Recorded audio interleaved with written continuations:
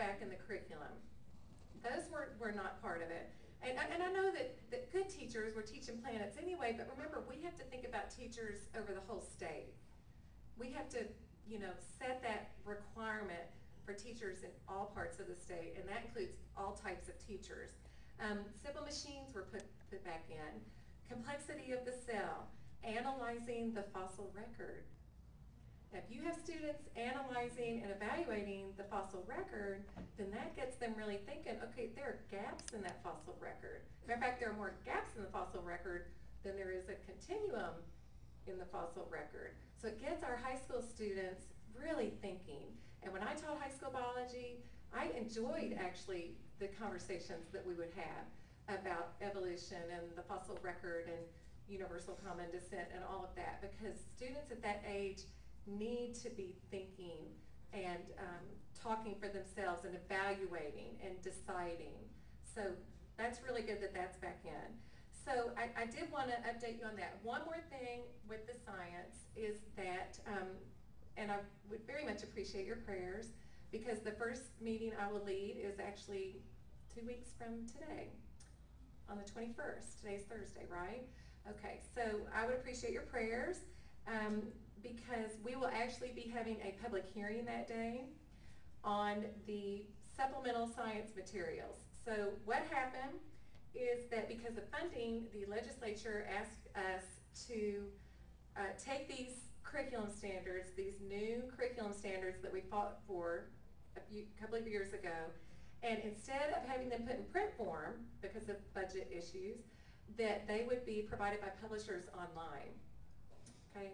So any of the curriculum standards in K through 12 science that were changed or that are brand new now will have supplements that are online. Does that make sense? Okay. And so if a teacher wants to research how to teach one of the new requirements, she can click on one of the publishers that her school district has adopted, and she can read about that curriculum standard. I am a little bit concerned. We have 15 to 20 publishers who have submitted over 100 online materials, publications. It's very overwhelming. There's a lot. And I'm telling you, when you click on a link, it's like walking into a city, a foreign city, and you don't know what's going to be in there, because the online world can go a lot further than a written textbook, right? If you can imagine. So we were able to nominate wonderful work panel members. I have been a huge believer in nominating people from District 8. I have done that from the very beginning of my term.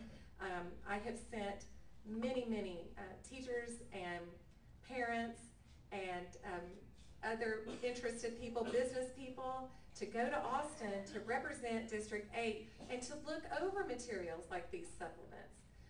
Or to look over we're currently working on the math curriculum standards. And so their meeting, actually it's next week that the math panels will be working again, and I have many nominees from District 8 who are there to represent us and our conservative voice there.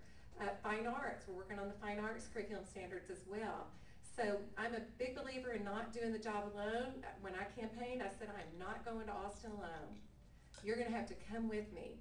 And I can thank so many people in District 8 who have chosen to do that and chosen to go to Austin to either work on these panels, or they come to testify, or they are praying for me. And so I feel that support, and I do thank you for that. So I am a little bit concerned in looking at some of these science online supplementary materials. I looked at one of the links, and there was a picture of it's a graphic of a human fetus next to a gorilla fetus, talking about how they only differ by one amino acid, therefore universal common descent. So that is of some concern, and I am not quite sure if we are going to have the votes to overturn that. We will work diligently to rectify and correct some of that, but remember, we lost a conservative seat, so we're down to 6. So that will be interesting in a couple of weeks to see how that goes. I'm not sure how many people will sign up to testify. You sign up the the Friday and the Monday before the board meeting. So if we're meeting on the 21st, go backwards to the Monday and the Friday before. And the best day to sign up to call TEA is Friday, because then you'll get earlier on the list and therefore you might get a chance to speak. So that's kind of where we are with science. All right, so let's move forward to history. So this might be when you tuned into Fox and you saw some of the media reports about what was going on with the Texas State Board of Education and History. And if you watched Fox, thank you, because they were actually more accurate than most of the other media outlets. So pick this up. Yeah, I'm getting some exercise. That's right. All right, so back to this history book. Okay, so when we were looking at the curriculum standards for history, it is because those curriculum standards greatly impact what go in the books, right? Okay. Just trying to repeat things, so you know, there's a lot and it gets pretty complicated. And you're gonna have to wave at me with the time because that clock's not right. I know it's not 6:30, and I don't have a watch on, so wave at me when. What time is it? 7:40 now. Okay, and I'm going to about 8:15, so I'll talk for about 10 more minutes and then Q&A. So will you wave at me when I have like a minute left? Okay, good. All right, so with the history, I'm telling you, people are passionate about history, and I think that is fantastic. And they wanted us to know how they thought history should be taught. And you know, it really is true that with each generation, the way that history is taught kind of changes, right? I have some problems with that because there are some things that I don't think ever should be changed. And Betty mentioned some of those in the introduction.